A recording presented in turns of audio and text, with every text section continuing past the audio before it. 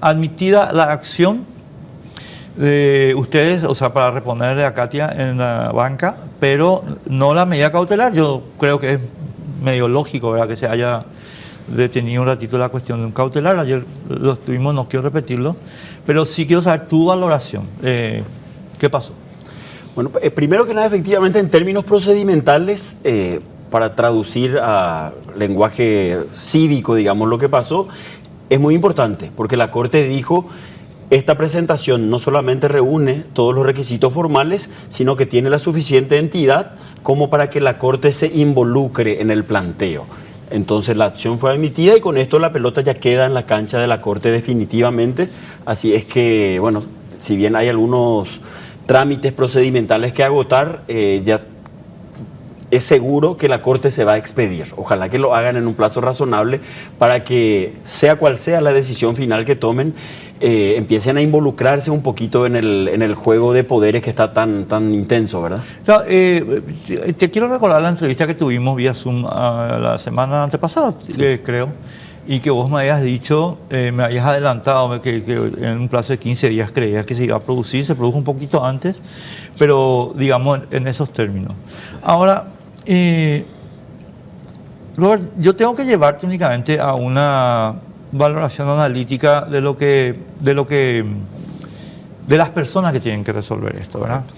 Y la primera cuestión, que es también una cuestión formal.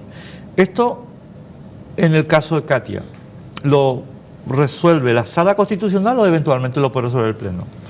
Y las dos alternativas son potables, Enrique. Lo que establece nuestro sistema jurídico es que en materia de control de constitucionalidad, la referencia principal es la Sala Constitucional, pero cualquiera de los integrantes de la Sala Constitucional tiene la atribución de solicitar una reunión plenaria por considerar, por ejemplo, que el tema merece un tratamiento mucho más intenso, que la cuestión es lo suficientemente delicada y un sinfín de etcétera, ¿verdad? Así es que todavía está por resolverse si va a atender la Corte en pleno o va a ser solamente la Sala Constitucional. ¿Quién decide eso y cuándo? Cualquiera de los ministros de la Corte tiene esa atribución. Incluso uno que no esté en la Sala Constitucional. Y en principio no. En principio, digamos, son los miembros naturales de la Sala Constitucional quienes tienen la potestad. Yo particularmente no veo ningún inconveniente con que otro ministro pueda involucrarse, ¿verdad? Sería un poco atípico, pero no se descarta esa posibilidad. Y el cuándo, bueno, en este momento formalmente el expediente va a ir a la Fiscalía para que el Ministerio Público emita un dictamen que no es vinculante y luego sí ya la pelota pasa a la cancha de los miembros de la Sala Constitucional, quienes tienen que hacer un sorteo para determinar el orden de intervención en el caso y ahí eventualmente sabríamos si piden o no la sesión plenaria. Más o menos esto debería ocurrir en los próximos 15 días, también, si hay voluntad política para involucrarse en el tema. Perdón que quiero agotar primero las cuestiones formales, si me permitís, este asunto. La cuestión del sorteo, ¿cómo se hace? ¿Una computadora como los fiscales o sacan una bolilla? Perdóname la ignorancia total. No, pues, es para la preopinión opinión del... Exactamente, y no me pides disculpa que compartimos la misma ignorancia, ¿verdad? Lo que pasa a veces en la Corte es todo un misterio, ¿verdad? Se supone que hay un mecanismo para hacer el sorteo y particularmente yo nunca tuve claro eso y tengo que decir y de paso hacer notar esto, ¿verdad? Porque si quienes como yo están en el día a día y no lo tienen claro, evidentemente ahí hay un déficit comunicacional importante de parte de la Corte que deberían suplirlo. No, claro, no porque, o sea, para que la gente sepa lo que estamos hablando, estimados amigos, uno tiene, si ustedes leen las sentencias en Paraguay o en Estados Unidos, en los países democráticos, la Corte sale y dice, el primer voto es de fulano de tal y dijo tal cosa, y el segundo ministro se adhiere o no se adhiere o vota en disidencia y así, ¿verdad? Y se va conformando la mayoría o la unanimidad sobre ese tema. O sea, eso es un misterio, un sagrado misterio. Por lo menos para mí. La Santísima Trinidad. Por lo menos para mí. Algo así. Bueno, y una última cuestión. De los 3 ministros que están en la Sala Constitucional, creo que hay... Ayer contó esto al aire Enrique Cronaueter y César Trapani, que estuvieron acá sobre su cuestión, ¿verdad? Pero hicieron un comentario que quiero compartir contigo porque es más pertinente al caso de ustedes, ¿verdad? Y es que hay como una suerte de... Espera que estoy buscando la palabra. Cautela de los ministros de la Corte de intervenir en asuntos del Poder Legislativo. Y yo no sé si es correcta la cautela o no, ¿verdad? Lo que digo es, ¿ustedes tienen esa misma percepción o hay algún dato concreto que diga, sí señores, mira que los ministros son en esta materia bastante cautelosos? ¿Cómo viene la mano? Bueno, a ver, esa respuesta a mí me gustaría responderla no a partir de lo que yo considero, sino directamente a partir de las voces de los ministros afectados al caso concreto. Y ahí vamos a la medida cautelar que fue rechazada, ¿verdad? En rigor se había pedido la suspensión. Ahí hay un tema técnico que no quiero entrar en eso porque no viene al caso, el resultado es el mismo. Lo que aquí se solicitó como medida de urgencia es que la Corte entienda que lo que está pasando tiene la suficiente entidad como para que la discusión que se planteó sea llevada adelante con Katia dentro del Senado, con Katia ocupando la banca que está respaldada por más de 100.000 votos y en la inteligencia de que aquí hubo la suficiente trascendencia política, cívica, republicana, si se quiere, como para que la Corte entienda que aquí ameritaba tutelar las garantías que fueron avasalladas para mandar mensajes claros. Dicho eso, Enrique, en abstracto, porque este es el ejercicio que creo que es importante realizar. En términos abstractos, todas las cortes constitucionales o los tribunales constitucionales básicamente pueden asumir dos posturas frente al poder político, frente al Congreso y frente al Ejecutivo. Una posición se denomina en doctrina posición deferente hacia la política, que es la que se traduce en acompañar las decisiones de la política. Cuando la política toma decisiones, por ejemplo, para desarrollar determinadas políticas públicas, entonces pide la deferencia de la Corte si hay alguna objeción constitucional, explicando que por diversas razones de desarrollo, de urgencia, de inmediatez, etcétera, tienen que llevar adelante esa política. Entonces, el control de constitucionalidad puede derivar en una posición deferente hacia la política.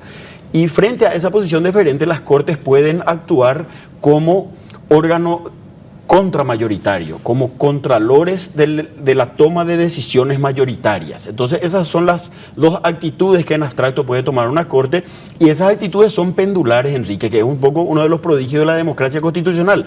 En determinados temas no hay soluciones dogmáticas o fórmulas únicas, sino que depende de una serie de elementos jurídico-políticos.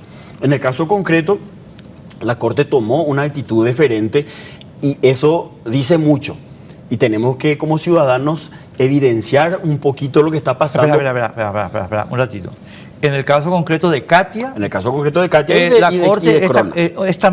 esta Corte, en esta decisión que estamos analizando acá contigo, sí, tomó una posición diferente. Así mismo, la Corte lo que dijo, y están los argumentos esgrimidos en el rechazo de la medida cautelar. Claro, en el rechazo de la medida cautelar. Exactamente. Sí, entonces, lo que la Corte dice es que prefiere, usando tus palabras, adoptar una posición prudente hacia la política por las características del caso.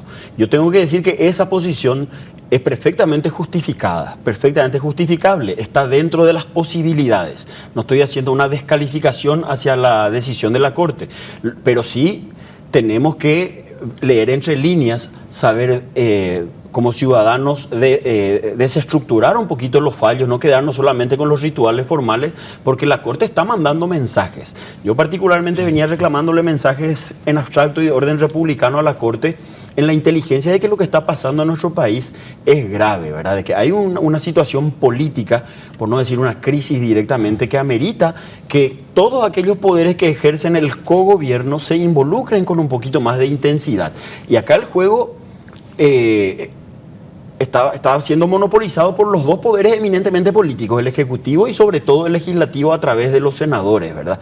Entonces ya esperábamos un mensaje de la Corte Suprema y personalmente yo entendía que ese mensaje debía darse en la línea contra la mayoritaria de contralores al ejercicio del poder político, de poner límites a la política y no en la línea de deferencia hacia la política. Porque, ¿qué es lo que la Corte está diciendo básicamente? En primer lugar, que no nos fijamos tanto en la tutela de garantías y libertades denunciadas como violadas, valga el juego de palabras, sino nos parece prioritario no inmiscuirnos en la labor de los demás poderes. Y con eso que nos está diciendo, o le está diciendo, claro, le está dando luz verde a estas 23 personas que vienen atropellando y que vienen anulando el debate público y que vienen persiguiendo las voces disidentes y que vienen alterando la composición del Congreso, etcétera, etcétera, que pueden seguir haciendo eso. Total, ellos no van a cautelar absolutamente nada. Y eso es preocupante. Y no solamente es preocupante, Enrique, sino que es también contradictorio con lo que la propia Corte viene señalando históricamente. Porque hoy la Corte asume una posición prudente, conservadora, la más alejada del núcleo duro de la democracia dentro de las opciones posibles, pero sin embargo tenemos que recordar que esa misma Corte es la que permite medidas cautelares de por medio que los buses chatarra circulen en el país. Esa misma Corte es la que, medida cautelar de por medio, permite la importación de vehículos obsoletos que están dañando el medio ambiente. Así es que en cuestiones tan sensibles como esas, no dudaron en hacerle el favor a sectores interesados, y ahora se muestran conservadores en un tema que, repito, afecta libertades, afecta garantías, implica ponerle límites a la política, que de eso se trata la República. La República es un antídoto contra toda forma de poder concentrado. Y bueno, la Corte debería ser quien nos garantice que esos límites, que ese poder no se va a concentrar como está pasando. Claro, yo sobre el punto quiero hacer un pequeño desarrollo, Robert, porque y eso que me estabas viendo ahora en el teléfono, estaba buscando el nombre para no meter pata en tema histórico, ¿verdad? Pero me interesa mucho el desarrollo de la cuestión de preferente o contramayoritario, porque permite explicar un poco algunas cuestiones. Y aquí empiezo señalando, y después por qué yo voy a hacer el reclamo que voy a hacer al terminar.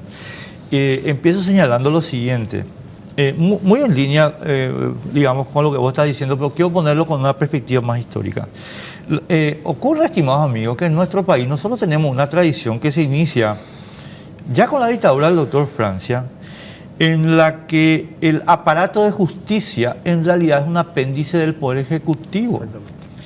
Y eso se consolidó no solo con la dictadura de Francia, sino con el reglamento de gobierno de 1844 de Carlos Antonio López.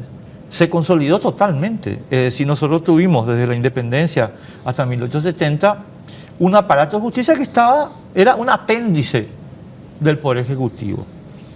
1870 la Constitución pretendió emular el esquema norteamericano, pero desde el punto de vista fáctico no fue sostenible. Y en consecuencia, las Cortes Supremas nombradas desde 1870 en adelante, estimados amigos, funcionaron a todos los efectos prácticos como apéndices del Poder Ejecutivo. Ni qué decir con Estigarribia y su hijo putativo Alfredo Stroessner. Es decir, hijo putativo, estimado mío, no tiene nada que ver con puta, tiene que ver con pensamiento, porque es en latín. ¿Ok? Bueno, entonces, llegamos a 1992. 1992, estimado amigo, pretende establecer un poder judicial. Es decir, un grupo de personas que se siente como y ejerce el poder judicial. Todavía no lo hemos logrado, mi querido Robert. Yo en eso tengo que decir que lo que tenemos como historia desde el 92 hasta hoy es una corte demasiado deferente. Termino con esto. Demasiado deferente. O sea, no quiero ser grosero, porque vos sos un tipo elegante y no quiero ser grosero, pero una corte de 4, estimado amigo, frente al poder, siempre. Yo disiento con los casos que especificó Robert y lo vamos a discutir enseguida seguramente, pero esta es la oportunidad que tiene la Corte, porque tiene 3 casos emblemáticos en que puede por fin decir: nosotros somos un poder. y nos importa un rábano lo demás. Y termino con esto, perdón esta pequeña historia, Robert, perdón. La evolución de la Corte Suprema norteamericana es muy parecida. Yo siempre recuerdo, eso es lo que estaba buscando mientras Robert hablaba. Porque pasaron 30 años entre la constitución de la Corte y la Corte presidida por John Marshall. Y John Marshall fue el primero, mi querido Víctor Ríos, César Diesel, Santander, Gustavo, el primero que dijo, no, nosotros somos un poder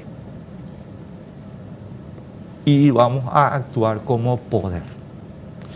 Yo tengo esa pequeña lectura histórica, Robert, porque, o si no, ¿para qué hicieron para qué se abocaron? Exactamente.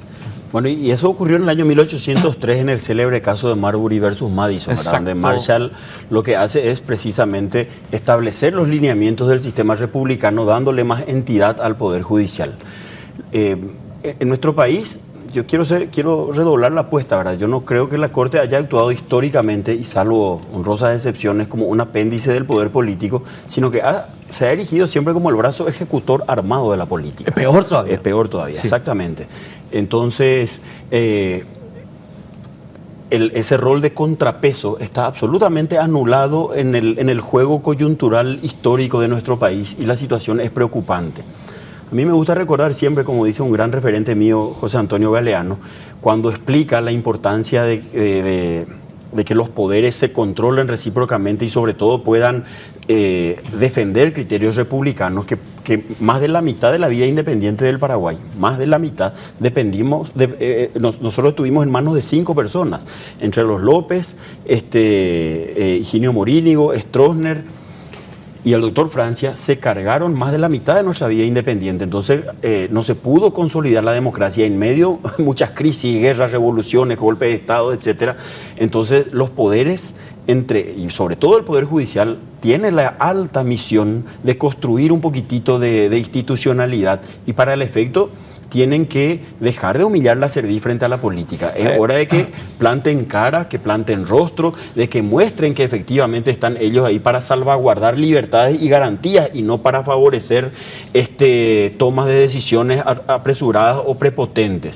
Y agrego, Enrique, que este trabajo, contrariamente a la falacia indicada habitualmente por la Corte, pero particularmente en el rechazo de la medida cautelar, este trabajo no implica invadir el ámbito soberano, exclusivo y excluyente de los poderes políticos. Para nada. Si bien ahí hay también una discusión entre la cuestión de las doctrinas políticas no justiciables, yo soy un partidario de validar esa doctrina, es decir, de darle a la política, de pararnos con intensidad en el componente democracia, para que la política pueda mostrarnos ese prodigio que tiene de arreglar las cosas, de desarrollar políticas públicas, de generar acuerdos y una cantidad de prodigios verdaderamente que tiene la democracia.